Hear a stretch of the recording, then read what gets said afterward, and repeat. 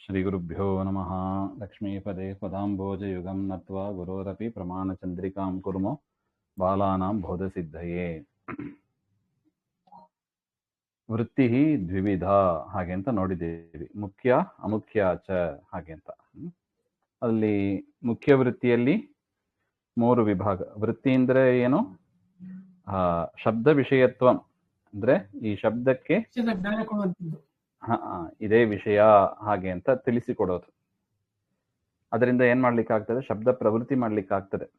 ಇಲ್ಲಾಂದ್ರೆ ಶಬ್ದವನ್ನು ಯಾರು ಉಪಯೋಗಿಸ್ಬೇಕು? ಅರ್ಥ ಗೊತ್ತಿಲ್ಲದೆ ಶಬ್ದ ಉಪಯೋಗಿಸಕ್ ಬರಲ್ಲ. ಅದರಿಂದ ಅದನ್ನ ವೃತ್ತಿ ಅಂತ ಕರಿತೀವಿ.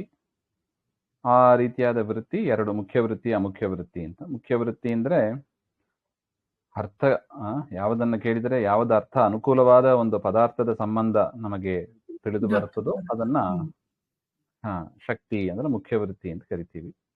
ಅದು 3 ವಿಧವಾಗಿದೆ: ಯೋಗ ರೂಢ, ಯೋಗ ರೂಢ ಹಾಗೆ ಅಂತ. ಇನ್ನೊಂದು ಅಮುಖ್ಯ ವೃತ್ತಿ. ಲಕ್ಷಣಾತು ಅಮುಖ್ಯ ವೃತ್ತಿ ಹಾಗೆ ಅಂತ. ಲಕ್ಷಣಾಂಬ ಅದನ್ನೇ ಅಮುಖ್ಯ ವೃತ್ತಿ ಅಂತ ಕರಿತೀವಿ ಹಾಗೆ. ಶಕ್ಯ ಸಂಬಂಧ ಲಕ್ಷಣ ಹಾಗೆ ಅಂತ.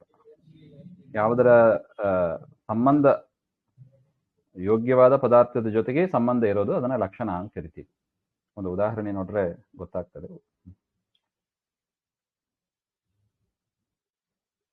ಅಂದ್ರೆ ಯಾವುದು ಮುಖ್ಯ ವೃತ್ತಿಯಲ್ಲಿ ಇರುತ್ತದಲ್ವಾ, ಅದರ ಸಂಬಂಧವನ್ನ ಮುಖ್ಯ ವೃತ್ತಿಯಲ್ಲಿ ಇರುವ ಪದಾರ್ಥವನ್ನ ಹೇಳೋದಿಲ್ಲ. ಮುಖ್ಯ ವೃತ್ತಿ ಜೊತೆಗೆ ಯಾವ್ದು ಸಂಬಂಧವನ್ನ ಪಡೆದಿದೆಯೋ ಅದರ ಅರ್ಥವನ್ನ ತಿಳಿಸೋದು ಹಾಗೆ ಅಂತ. ಅದನ್ನ ಲಕ್ಷಣ ವೃತ್ತಿ ಅಂತ ಕರಿತೀವಿ. ಸಾ ದ್ವಿವಿಧ ಹಾಗೆ ಅಂತ. ಜಹಲ್ ಲಕ್ಷಣ, ಅಜಹಲ್ ಲಕ್ಷಣ ಹಾಗೆ ಅಂತ. ಲಕ್ಷಣದಲ್ಲಿ 2 ಇದೆ: ಜಹಲ್ ಲಕ್ಷಣ, ಅಜಹಲ್ ಲಕ್ಷಣ ಹಾಗೆ ಅಂತ. ಯತ್ರ ವಾಚ್ಯಾರ್ಥಸ್ಯ ಅನ್ವಯ ಅಭಾವ ತತ್ರ ಜಹಲ್ ಲಕ್ಷಣ ಹಾಗೆ. ಜಹ ಅಂದ್ರೆ ಬಿಡೋದು ಅಂತ ಅರ್ಥ. ಜುಹೋತಿ ಅಂತ ಹೇಳ್ತೀವಿ ನೋಡಿ, ಹೋಮ ಮಾಡೋದು ಅಂದ್ರೆ ಬಿಟ್ಬಿಡೋದು, ಪದಾರ್ಥಗಳನ್ನ ದ್ರವ್ಯಗಳನ್ನ ಬಿಡೋದು.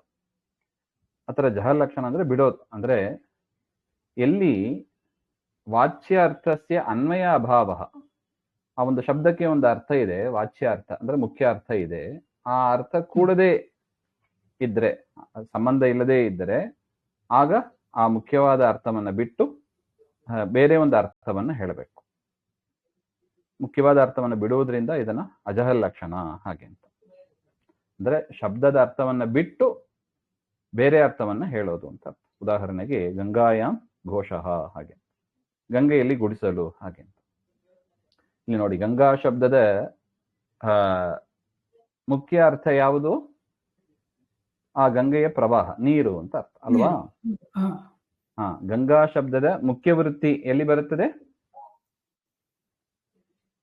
ಪ್ರವಾಹದಲ್ಲಿ. ಗಂಗಾ ಅಂತ ಶಬ್ದ ಹೇಳಿದರೆ ಮುಖ್ಯ ವೃತ್ತಿಯಲ್ಲಿ ಇರ್ತದೆ ಯಾವ ಪದಾರ್ಥದಲ್ಲಿ ಇರ್ತದೆ? ಪ್ರವಾಹದಲ್ಲಿ, ನೀರಿನಲ್ಲಿ ಇರ್ತದೆ. ಈಗ ನೋಡಿ, ನೀರಿನಲ್ಲಿ ಗುಡಿಸಲು, ಗಂಗಾಯಾಮ್ ಘೋಷ ಅಂದ್ರೆ ಏನರ್ಥ? ಗಂಗೆಯಲ್ಲಿ ಗುಡಿಸಲು ಅಂದ್ರೆ ನೀರಿನಲ್ಲಿ ಗುಡಿಸಲು ಅಂತ. ಇದು ವಾಚ್ಯಾರ್ಥ ಅನ್ವಯ ಆಗ್ತದ? ಇದು ನೀರಿನಲ್ಲಿ ಗುಡಿಸಲು ಇರ್ಲಿಕ್ಕೆ ಸಾಧ್ಯ ಇಲ್ಲ. ಅದರಿಂದ ಮುಖ್ಯ ಅರ್ಥವನ್ನು ಬಿಡಬೇಕು. ಮುಖ್ಯ ಅರ್ಥವನ್ನು ಬಿಟ್ಟು ಆ ಶಬ್ದದ ಅರ್ಥವನ್ನು ಬಿಡಬೇಕು. ಗಂಗಾ ಶಬ್ದಕ್ಕೆ ಪ್ರವಾಹ ಎಂಬ ಅರ್ಥವನ್ನ ಬಿಡಬೇಕು. ಮತ್ತೆ ಏನ್ ಮಾಡ್ಬೇಕು? ಆ ಪ್ರವಾಹದ ಸಂಬಂಧ ಇರತಕ್ಕದ್ದು ನೋಡು, ಶಕ್ಯ ಸಂಬಂಧ ಅಂತ ಇದನ್ನೇ ತಗೊಂಡು. ಗಂಗಾ ಅಂತ ಹೇಳಿದ ಕೂಡಲೇ ಯಾವ್ದೋ ಪಕ್ಕದ ಮನೆ ತಗೊಂಡ್ಬಿಡ್ತಾ ಅರ್ಥ ತಗೊಳ್ಳಿಕ್ ಬರಲ್ಲ. ಯಾಕೆ? ಗಂಗೆಗೂ ಪಕ್ಕದ ಮನೆಗೂ ಸಂಬಂಧನೇ ಇಲ್ಲ, ಅಥವಾ ನಮ್ಮ ಮನೇಲಿ ಇರುವ ರೋಡ್ಗೂ ಸಂಬಂಧನೇ ಇಲ್ಲ. ಯಾಕೆ? ಗಂಗೆಯ ಸಂಬಂಧ ಇಲ್ಲ. ಅದರಿಂದ ಶಕ್ಯ ಸಂಬಂಧ, ಅದರ ಜೊತೆಗೆ ಸಂಬಂಧವನ್ನ ಪಡೆದಿರಬೇಕು. ಗಂಗೆಯ ಜೊತೆಗೆ ಸಂಬಂಧವನ್ನ ಪಡೆದಿರೋದು ಯಾವುದು? ತೀರ.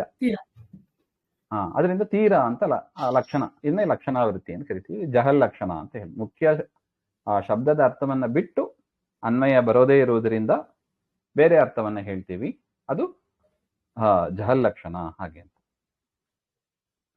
ಇನ್ನೊಂದು ಅಜಹಲ್ ಲಕ್ಷಣ ಹಾಗೆ ಅಂತ.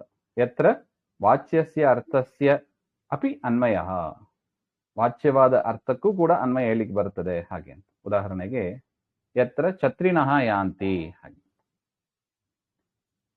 ಛತ್ರಿನಃ ಯಾಂತಿ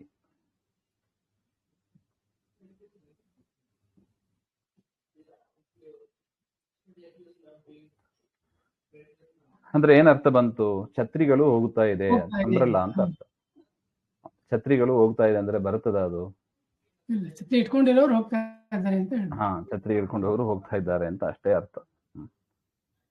ಅಂದ್ರೆ ಛತ್ರಿಯನ್ನು ಹಿಡ್ಕೊಂಡು ಹೋಗ್ತಾ ಇದ್ದಾರೆ ಅಂತ. ಛತ್ರಿನಃ ಯಾಂತಿ ಅಂದ್ರೆ ಇಲ್ಲಿ ನೋಡಿ, ಛತ್ರಿ ಶಬ್ದಕ್ಕೆ ಅರ್ಥ ಹೇಳಿಕ್ ಬರ್ತದೆ. ಅಲ್ಲಿ ನಾವು ಮುಖ್ಯ ಅರ್ಥ ಅಂದ್ರೆ ಛತ್ರಿಗಳು ಹೋಗ್ತಾ ಇದೆ ಅಂತ ಹೇಳಿಕ್ ಬರೋದಿಲ್ಲ.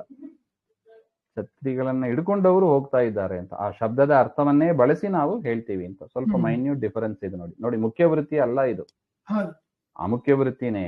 ಯಾಕಂದ್ರೆ ಛತ್ರಿಗಳು ಹೋಗಲ್ಲ, ಛತ್ರಿಗಳನ್ನ ಹಿಡ್ಕೊಂಡವರು ಹೋಗ್ತಾ ಇದ್ದಾರೆ, ಛತ್ರಿಗಳು ಹೋಗ್ತಾ ಇದೆ ಅಂತ ಹೇಳ್ಬಿಡ್ತೀವಿ. ಅಂದ್ರೆ ಅದೇ ಅರ್ಥವನ್ನೇ ಸ್ವಲ್ಪ ವ್ಯತ್ಯಾಸ ಮಾಡಿ ಹೇಳ್ತೀವಿ ಹಾಗೆ ಅಂತ. ಇದು ಅಜಹಲ್ ಲಕ್ಷಣ ಹಾಗೆ. ಸಾ ಪುನರ್ದ್ವಿವಿಧ ಅಂತ ಬರುತ್ತದೆ, ಅದನ್ನ ಮತ್ತೆ ನೋಡೋಣ. ಶ್ರೀಮಧ್ವಾಂತರ್ಗತ ಶ್ರೀಕೃಷ್ಣ ಶ್ರೀ ಹರೇ.